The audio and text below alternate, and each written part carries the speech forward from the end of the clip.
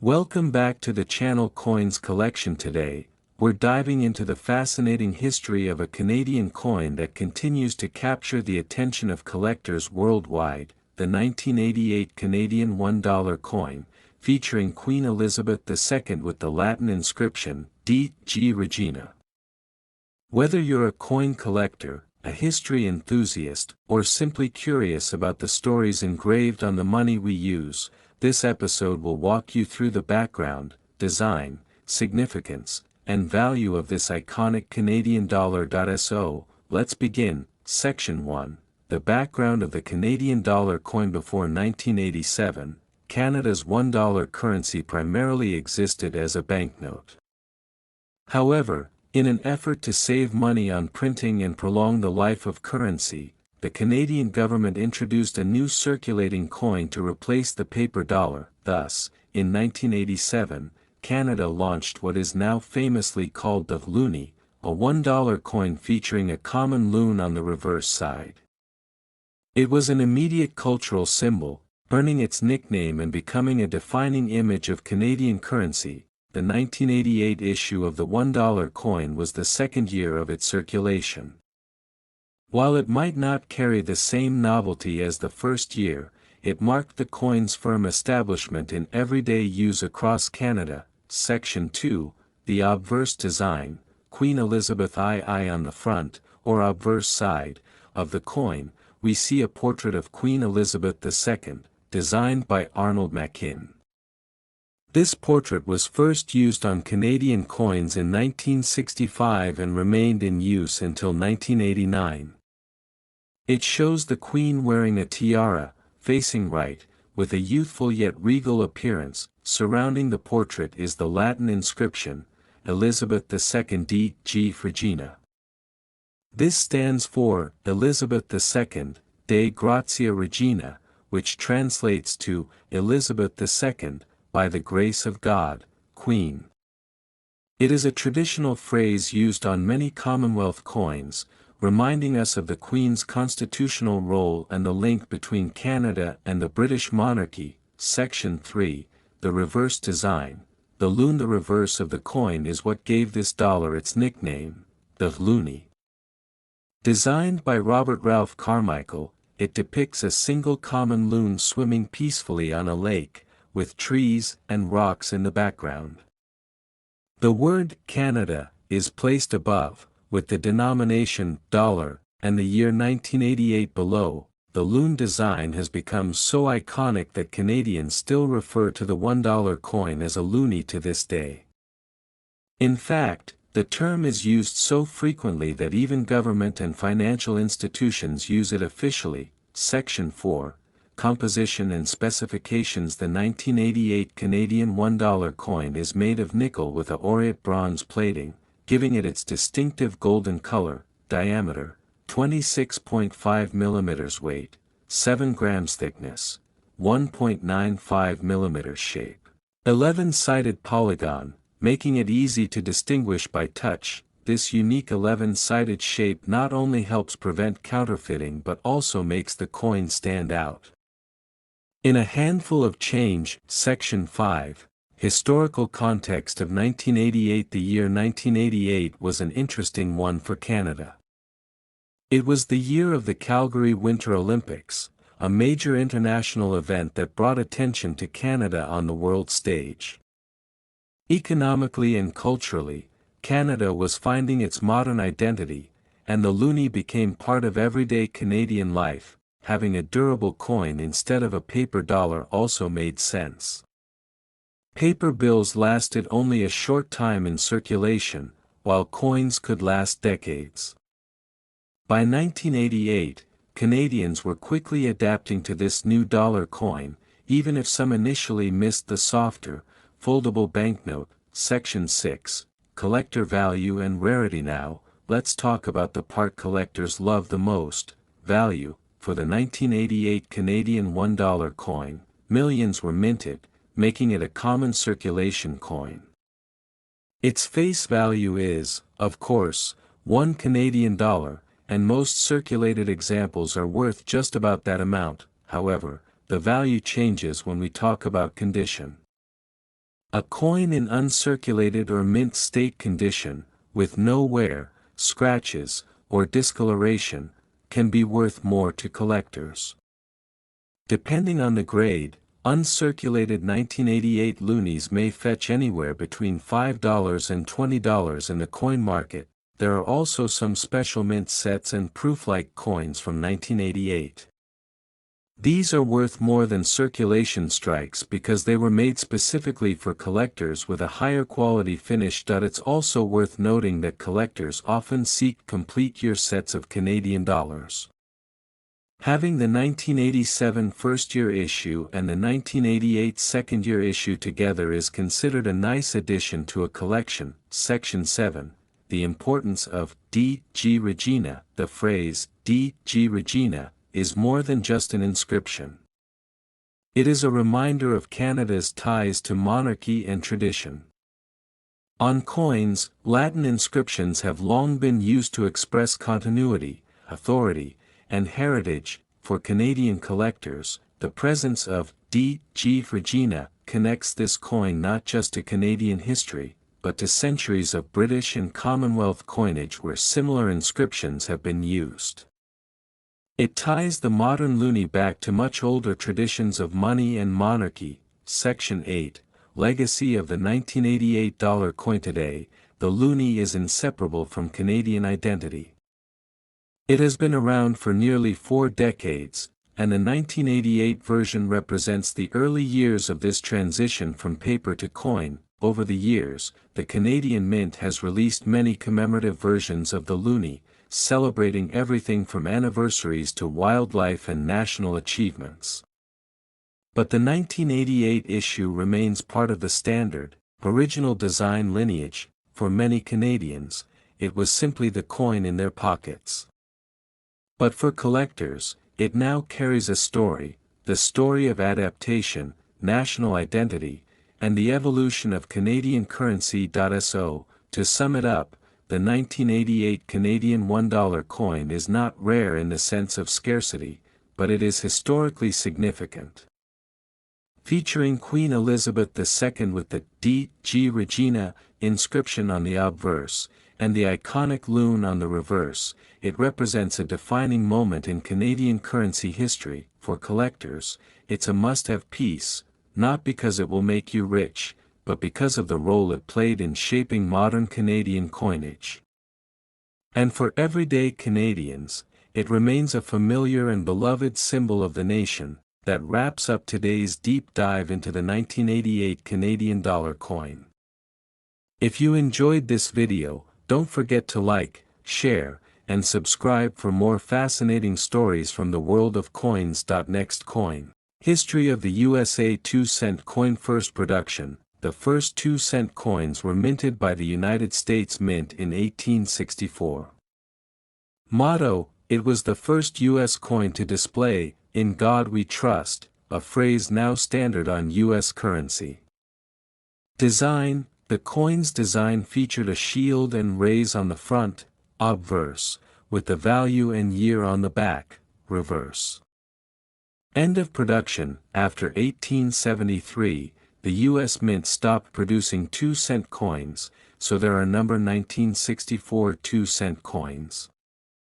On March 2, 1864, Pollock wrote urgently to Chase, warning him that the mint was running out of nickel and that demand for cents was at an all-time high. He also informed the Secretary that the United States Assay Commission, composed of citizens and officials who had met the previous month to test the nation's silver and gold coinage, had recommended the use of French bronze, 95% copper with the remainder tin and zinc, as a coinage metal for the cent and a new 2-cent piece. 3 days later, Chase sent Pollock's December letter and draft legislation for bronze 1 and 2-cent pieces to Maine Senator William P. Fessenden, chairman of the Senate Finance Committee. Fessenden took no immediate action, and on March 16, Pollock wrote again to Chase, warning that the mint was going to run out of nickel, much of which was imported. Chase forwarded his letter to Fessenden. Legislation was finally introduced by New Hampshire Senator Daniel Clark on March 22. Pollock's letters were read and apparently influenced proceedings as the Senate passed the bill without debate. 8. The domestic supply of nickel was at that time produced by a mine at Gap, Pennsylvania, owned by industrialist Joseph Wharton. On March 19, Pollock wrote to Chase that they had no more nickel, nor was any available from overseas. We are thus shut up to the home supply, from the works of Mr. Wharton. 13. Opposed to the removal of nickel from the cent, Wharton published a pamphlet in April 1864 proposing coinage of 1-, 2-, 3-, 5-, and 10-cent pieces of an alloy of 1 part nickel to 3 of copper, doubling the percentage of nickel used in the cent. Despite Wharton's efforts, on April 20, a select committee of the House of Representatives endorsed the bill. It was opposed by Pennsylvania's Thaddeus Stevens, who represented the mining area from which Wharton extracted his nickel. Wharton had spent $200,000 to develop his mine and/or refinement machinery, Stevens related, and it was unfair to deprive him of the major use of his metal. Shall we destroy all this property because by coining with another metal more money may be saved to the government? 14. Besides, he argued, the copper-nickel alloy for the cent had been approved by Congress, and the new metal, which he termed brass, would show rust. He was rebutted by Iowa Congressman John Casson, chairman of the House Committee on Coinage, Weights, and Measures, who stated that the bronze alloy did not resemble brass, and he could not support the proposition that the government is bound to purchase from a supplier because he has spent money in anticipation of sales. 15. The legislation passed the House, and the Coinage Act of 1864 was signed by President Abraham Lincoln on April 22, 1864. The legislation made base metal coins legal tender for the first time. Both cents and 2-cent pieces were acceptable in quantities of up to 10, 15, the government would not, however, redeem them in bulk. 16. The act also outlawed the private 1 and 2-cent tokens, and later that year Congress abolished all such issues. 17. The legislation did not allow for the redemption of the old copper-nickel cents. It had been drafted by Pollock, who was hoping that the seigniorage income from issuing the new coins would help finance mint operations, and he did not want it reduced by the recall of the old pieces. 18. Wharton and his interests were appeased by the passage of a bill for a 3-cent piece in 1865 and a 5-cent piece in 1866, both of his proposed alloy, out of which the nickel, as the latter coin has come to be known, is still struck. 19.20. God and Our Country, George Washington pattern. In late 1861, the Reverend Mark Watkinson of Ridleyville, Pennsylvania, had written to Chase, proposing that some reference to God be placed on the coinage in that time of war, and on November 20 of that year, Chase wrote to Mint Director Pollock, "No nation can be strong except in the strength of God, or safe except in His defense. The trust of our people in God should be declared on our national coins. You will cause a device to be prepared without unnecessary delay with a motto expressing in the fewest tersest terms possible this national recognition." 21-22. Several mottos were considered by Pollock, including "God Our Trust" and "God and Our Country." 21.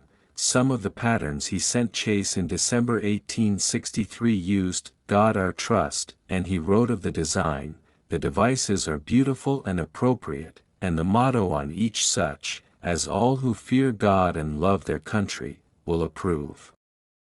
8. He also sent pattern coins depicting George Washington. Chase responded to the letter, "I approve your mottos, only suggesting that on that with the Washington obverse the motto should begin with the word our, so as to read our God and our country. And on that with the shield, it should be changed so as to read, in God we trust." 23. Pollock had been inspired by the Star-Spangled Banner, 23, 24, a later stanza of which includes the line, "And this be our motto, in God is our trust."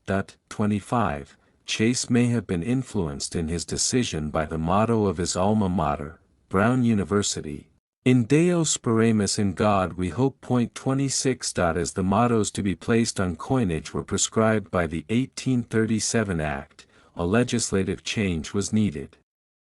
The act which created the 2-cent piece authorized the mint director, with the Secretary of the Treasury's approval, to prescribe the designs and mottos to be used. 23, 27. Longacre's 2-cent piece was the first coin inscribed with, "In God we trust."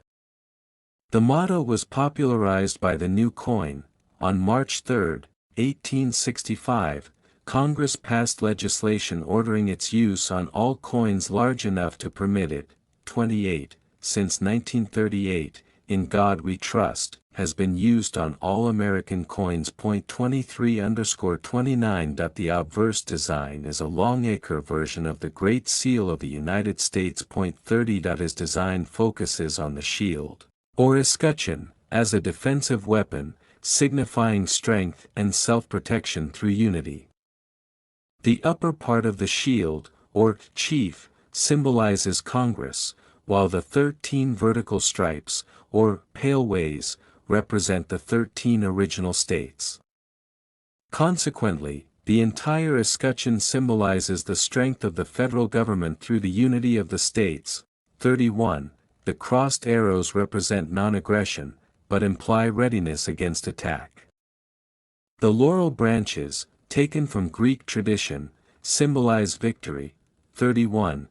In heraldic engraving, vertical lines represent red, clear areas white and horizontal lines blue, thus the escutcheon is colored red, white and blue and is meant to evoke the American flag.